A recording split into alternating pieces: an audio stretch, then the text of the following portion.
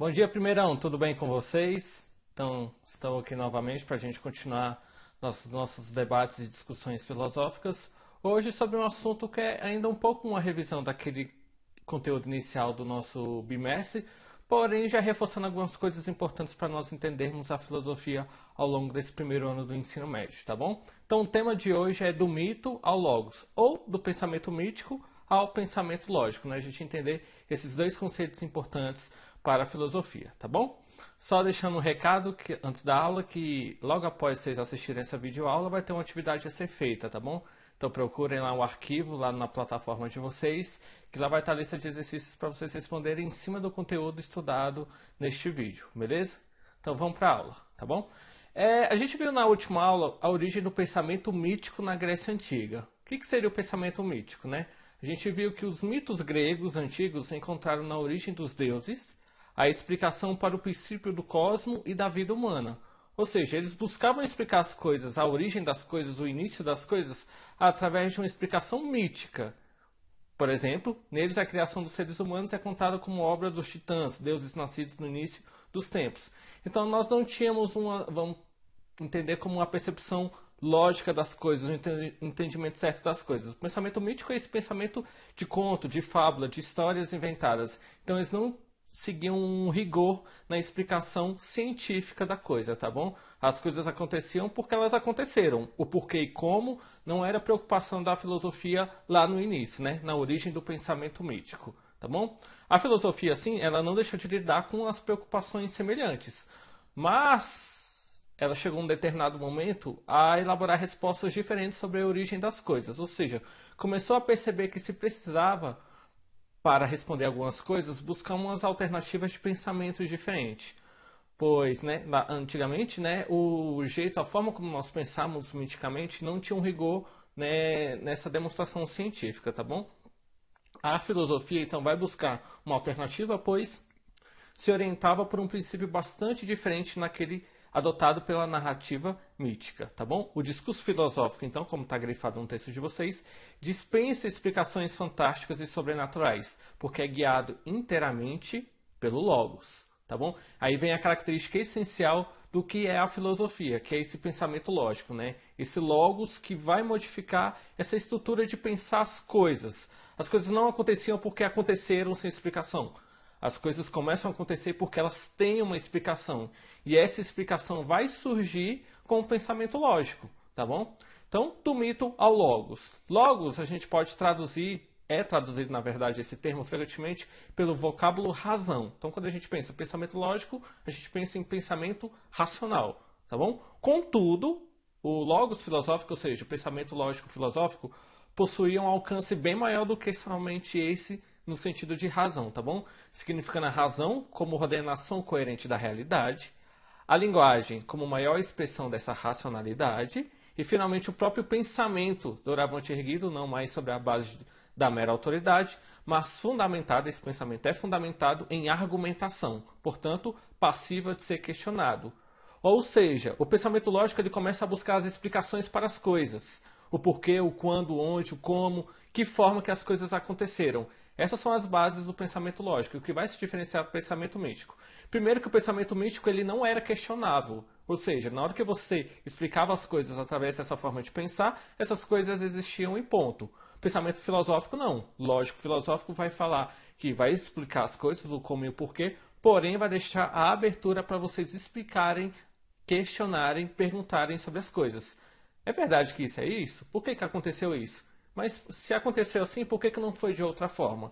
Então essas perguntas, esses questionamentos, o pensamento lógico-filosófico, ele vai dar abertura a todas elas, tá bom? Independentemente do modo como cada filósofo, né, procurou estruturar sua própria explicação, o fato essencial é que pela primeira vez na história do pensamento humano, ou seja, desde que o homem, lá no surgimento da história do Homo sapiens, do homem que sabe pensar, que sabe raciocinar, que sabe falar, né, o discurso acerca de nossas próprias origens e também acerca do funcionamento da natureza se orientava por um critério, a princípio, comum a todos. Logo, a gente, relembrando um pouco as nossas últimas aulas, o que a filosofia se preocupa no método de pesquisa, de estudo? De buscar a origem de tudo, inclusive a origem do ser humano. Logo, essa base, essa pesquisa, ela vai ter uma estrutura de funcionamento, né? Um critério próprio, tá bom? Que vai ser comum a todos os filósofos. Eu, vocês, mamãe, papai, qualquer pessoa que for buscar explicar a nossa origem, eles vão ter como base a mesma estrutura de pensamento. Então, vou buscar as mesmas coisas no passado para buscar explicar como nós somos hoje, tá bom? Lembrando que a filosofia é a mãe das ciências humanas. Na verdade, a filosofia é a mãe de todas as ciências, mas principalmente das ciências humanas. Então, ela está entrelaçada à história como essa política de desenvolver a origem do ser humano, de buscar a explicação da origem do ser humano e relatar e explicar o desenvolvimento deste mesmo ser. Tudo bem? Mas vamos continuar aqui, né? Nossa aula é de filosofia neste momento. Do mito ao logos ainda, tá bom? Então é a imposição dessa racionalidade inerente ao discurso filosófico que marca propriamente a distinção entre o discurso da tradição mítica e essa nova maneira de encadeamento das ideias, ao qual a gente dá o nome de filosofia. Entenderam? Então, explicando aqui rapidinho. O pensamento mítico era aquela estrutura própria, tá bom? Onde buscava explicar as coisas através de contos, de fábulas, só lembrar dos deuses gregos, né? Então, Dionísio, quando a gente fala de Zeus, Atena, Apolo, Júpiter, então, essa galera toda dessa mitologia, tanto grega quanto romana, não tem uma explicação meio lógica, né? Se a gente for buscar a estrutura da explicação da origem do ser humano, a gente vai ver que a origem do ser humano, de acordo com a mitologia grega, ela é bem diferente de uma explicação meio lógica que a Bíblia católica, a Bíblia cristã dá sobre a origem do ser humano, né? Se a gente for pegar as duas, a gente vai ver que vai ter uma diferença importante sobre como é que um homem surge na história, tá bom? Quando a gente dá um desencadeamento de ideias, uma explicação lógica, filosófica, isso tudo é filosofia. Filosofia é questionar, é explicar, tá bom? É analisar, é buscar a explicação de tudo que ocorreu e como é que ocorreu, é não deixar umas perguntas abertas. Por mais que várias perguntas filosóficas às vezes não tenham uma única explicação, esse é o objetivo central da filosofia, tudo bem? Logo, a postura filosófica exigirá que o filósofo busque essas explicações, tá bem? Dotados de racionalidade, para ampliar a importância e a validade da resposta que ele busca explicar, tá bom? Então, se ele vai buscar explicar a origem do ser humano, ele vai ter que criar métodos próprios e esses métodos têm que ter uma base racional para essa resposta ser verídica e, de fato, valer e ser questionada, né? Porque com o questionamento a gente tende a melhorar a explicação das coisas, tá bom? Logo, então, fazendo um parâmetro aqui nesse último parágrafo. Enquanto os poetas e os sacerdotes antigos diziam anunciar a verdade trazida a eles pelos deuses e pelas musas, os filósofos não. Eles necessitam explicar racionalmente aquilo que considera verdade. Ou seja, é uma verdade criada, inventada, vamos dizer assim, né? Na narrativa mítica e na narrativa filosófica, essa verdade ela é real. É a verdade, desculpa a redundância, verídica, né? Do fato como o fato ele ocorreu e como ele é, tá bom? Em resumo, então, na passagem do mito à filosofia, ou seja, da passagem do pensamento mítico ao pensamento filosófico, marca-se também uma transformação assim na concepção da função do ser humano, de mero transmissor da verdade, lá na Idade Antiga, né, para que ele cativamente a elabora ou a desvela, tá bom? Então, antes ele apenas anunciava, né, passava aquela informação à frente, sem questionar, sem buscar muita explicação, e ele, a partir de um momento, ele se torna esse filósofo lógico, que busca ativamente elaborar o questionamento, as respostas para as suas perguntas, tá bom? Então, logo, a gente tem uma mudança do pensamento mítico ao pensamento lógico no campo da filosofia, tá bom? Mas a narrativa mítica, a gente está meio que abandonando ela a partir de agora, ela, a gente só falando uma última coisa, ressaltando sobre ela, né? Ela é um universo distante porque a gente tem que lembrar que ela é um período histórico diferente. Hoje nós estamos em que idade mesmo? Né? Em termos históricos, estamos na idade contemporânea. A narrativa mítica fazia parte de um período histórico chamado Idade Antiga, né? Quando nascem os gregos, né? A Grécia Antiga e tudo mais, os deuses. Vamos lembrar lá então de Homero com sua Ilíada, com a Odisseia. Então é todo um período histórico diferente do nosso período histórico atual. Logo, quando a gente estuda o pensamento mítico, a filosofia e a cultura grega, é preciso que a gente considere uma diferença entre essas duas formas de pensar, tá bom? Devemos nos lembrar que a religião grega, assim como a filosofia era, assim, tanto a religião grega como a filosofia, ambas eram pagãs, né? Ou seja, não seguiam essa estrutura racional católica cristã que nós temos no mundo atual.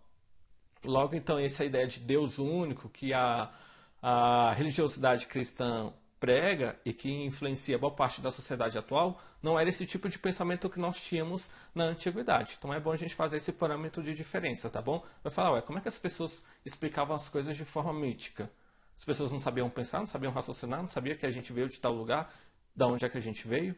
Então a gente tem nossas diferenças. Até porque atualmente a gente tem essa dificuldade também. Por exemplo, quando a gente vai explicar a origem do ser humano, para aquela pessoa que não é religiosa, isso vai ser um problema.